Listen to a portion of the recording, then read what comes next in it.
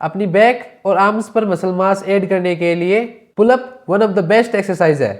अपनी upper body strength को check करने की ये मोस्ट कॉमन एक्सरसाइज है। पुलअप से हमारा पावर आउटपुट भी इंक्रीज होता है, साथ ही हमारी लगभग सारी अपर बॉडी एक्सरसाइज इम्प्रूव होती है। यही रीज़न है कि जिम्नास्टिक से लेके आर्मी तक पुलअप्स का यूज किया जाता है।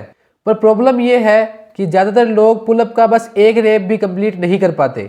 तो इसलिए आज मैं आपको बताने जा रहा हूँ कि कैसे आप पुलअप को इम्प्रूव करके पहले के मुकाबले ज़्यादा रेप्स लगा सकते हैं। आज हम बात करेंगे उन सिंपल ट्रिक्स के बारे में जिन्हें फॉलो करके आप आसानी से 0 से 10 रेप तक की दूरी काफ़ी कम टाइम में पूरी कर लेंगे।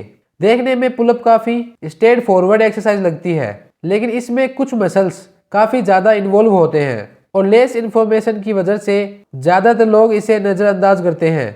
ये बिल्कुल सच है कि पुलअप के लिए आपकी बैक और बाइसेप काफ़ी स्ट्रॉन्ग होनी चाहिए, लेकिन शायद आपको ये नहीं पता कि अगर हमारी कोर स्ट्रेंथ नहीं है तो ज़्यादा पुलअप्स लगाना हमारे लिए लगभग इम्पॉसिबल है। 2018 की एक स्टडी जिसमें ये देखा जा रहा था कि कौन सी मसल्स पुलअप के दौरान सबसे ज़्यादा एक्टिव रहती है, जिसमें एज एक्सपेक्टेड बाइसेप्स और mid lower traps highly engaged muscle पाई गई। लेकिन एक बड़ा सरप्राइजिंग फैक्ट ये मिला कि रेक्टस एब्डोमिनिस, जिसको कॉमनली 6 पैक मसल के लिए रेफर किया जाता है, वो पुलअप के दौरान बैक और बाइसेप से भी ज़्यादा एक्टिवेट पाया गया। जो लोग 10 पुलअप नहीं लगा सकते और वो जो 10 से काफ़ी ज़्यादा पुलअप लगा लेते हैं, में यही पाया गया कि पुलअप के दौरान मसल एक्टिवेशन में सबसे ज़्यादा एप्स हैं, उसके बाद बाइसेप्स, फिर लैट्स और फाइनल ट्रैप्स हैं। इसलिए अगर आप पुलअप्स इंप्रूव करना चाहते हैं तो कोर को मजबूत करना काफ़ी ज़्यादा ज़रूरी हो जाता है। तो अब बात करते हैं हमारे पहली टिप की।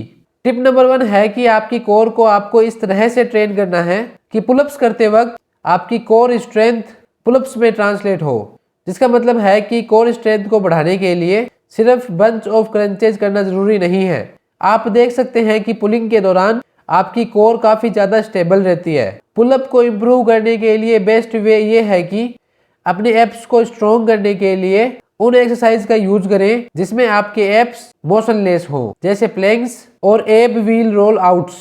इसलिए अब मैं आपको बताने वाला हूँ काफ़ी प्रोग्रेसिव एक्सरसाइज टिप्स। अगर आप इन एक्सरसाइज को कम से कम 60 सेकेंड होल्ड करते हैं तो आप आसानी से 10 पुलअप्स के लिए इनफ कोर स्ट्रेंथ अचीव कर लेंगे।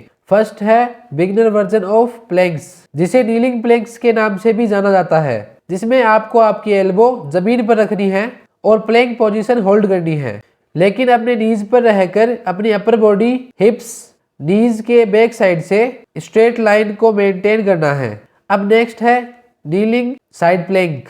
इसमें आपको एक साइड में एल्बो के सहारे लेटना है और अपनी अपर बॉडी को ऊपर रखना है।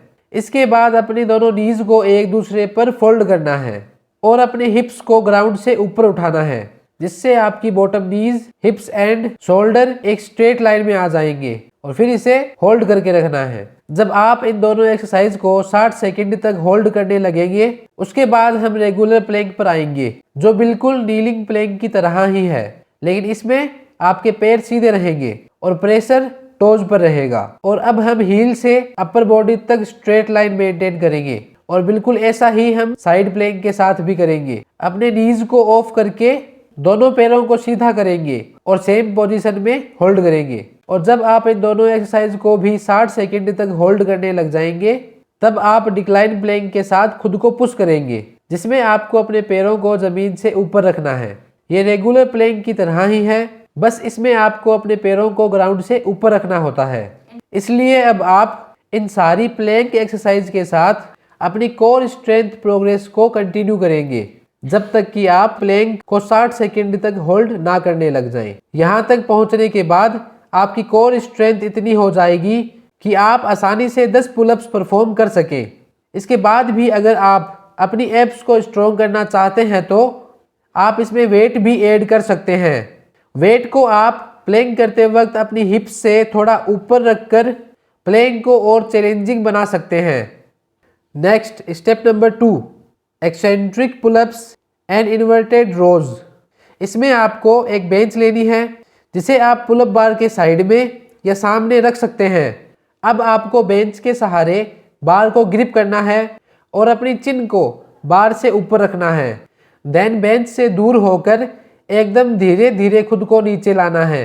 जब भी आपको लगे कि आप इस लिमिट के बाद खुद को होल्ड नहीं कर सकते तो आप वापस बेंच पर आ जाएं और फिर से रेप्स को रिपीट करें।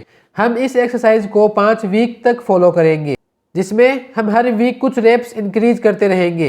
एग्जाम्पल के लिए वीक 1 में 30 रेप्स, सेकेंड वीक में 40 रेप्स, थर्ड वीक में 50 और इसी तरह 6th वीक में 60 रेप्स लगाएंगे। जब आप इसेंट्रिक फेज में होने वाली मूवमेंट 3 से 4 सेकंड तक करते हैं तब आप उसे एक रेप में काउंट करेंगे। अदरवाइज अगर आप 3 सेकंड से कम टाइम में वापस बेंच पर आ जाते हैं तब वो एक रेप में काउंट नहीं होगा। आप लगातार जितने ज़्यादा रेप्स कर सकते हैं आपको करना है। जब आपको लगे कि आप अपनी बॉडी को नीचे जाने में 3 सेकंड भी नहीं दे पा रहे हैं तो आपको 2 मिनट का ब्रेक लेना है और फिर से सेट कंटिन्यू करना है। आप तब तक रेप्स लगाते रहें जब तक कि आप टारगेट रेप्स को अचीव ना कर लें। हम इस एक्सरसाइज को वीक में 2 बार करेंगे। जैसा कि हम पहले देख चुके हैं कि हम इन्वर्टेड रो भी करेंगे। इसमें आपको बारबेल को रेक करना है, उसे ओवर हैंड से ग्रिप करना है, उसके बाद अपने पैरों को आगे करके बॉडी को ऊपर लाना है जब तक कि आपकी चेस्ट बारबेल को टच ना करे और इसके बाद रेप्स को कंटिन्यू करना है। ध्यान में रहे कि बार जितनी ऊंची होगी एक्सरसाइज उतनी ही आसान होगी और बार को जितना नीचे रेक करेंगे एक्सरसाइज आपके लिए उतनी ही हार्ड होती चली जाएगी। आपको इस एक्सरसाइज के हफ्ते में 2 बार 10 से 12 रेप्स के 4 सेट लगाने हैं। इसके बाद हम बात करते हैं हमारे थर्ड स्टेप की, जो कि है बेंड असिस्टेड पुलअप्स। ये एक ऐसी एक्सरसाइज है जो आपको रियल पुलअप्स के काफी करीब ले जाती है। अगर आप इस एक्सरसाइज के लिए बिगिनर हैं तो आपको सबसे लाइट बेंड से शुरुआत करनी है। आपको असिस्टेड पुलअप्स के वीक में 2 बार 5-5 के सेट लगाने हैं। आपका प्राइमरी फोकस यही होना चाहिए कि जितना ज्यादा हो सके नंबर ऑफ रेप्स को इंक्रीज करें। फॉर एग्जाम्पल अगर फर्स्ट वर्कआउट में आप एक सेट के 7 रेप्स लगाते हैं तो सेकंड वर्कआउट में आप ट्राई करें कि आप एक सेट में 8 रेप्स लगाएं। याद रखें कि आप किन्हीं भी 2 सेट्स के बीच में रेस्ट लेना ना भूलें। रेस्ट जरूर लें ताकि आपकी स्ट्रेंथ पीक पर हो और हर सेट में अच्छी परफॉर्मेंस दे सके। Person to person rest time different हो सकता है, लेकिन कम से कम 2 से 3 मिनट का रेस्ट जरूर लें। आप हमारी लास्ट एंड फाइनल स्टेप में जा सकते हैं, जो कि है work up to 10 pull ups with just your body weight. इस स्टेप तक आप अपनी बॉडी वेट के साथ लगभग 5 से 8 रेप्स आसानी से करने लग जाएंगे।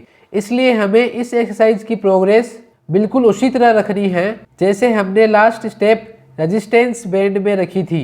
आपको अपने हर वर्कआउट सेशन में एक रेप ऐड करते जाना है जब तक कि आप 10 रेप्स कंप्लीट ना करने लग जाएं।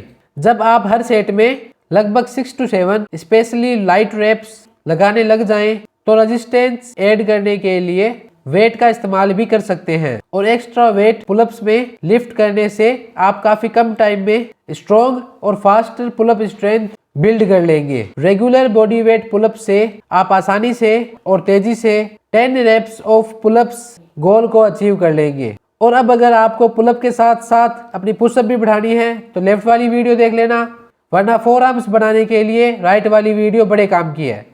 फिटनेस से जुड़े रहने के लिए हमें सब्सक्राइब करें। देखते रहें एस गाइड को। Guide yourself with S guide.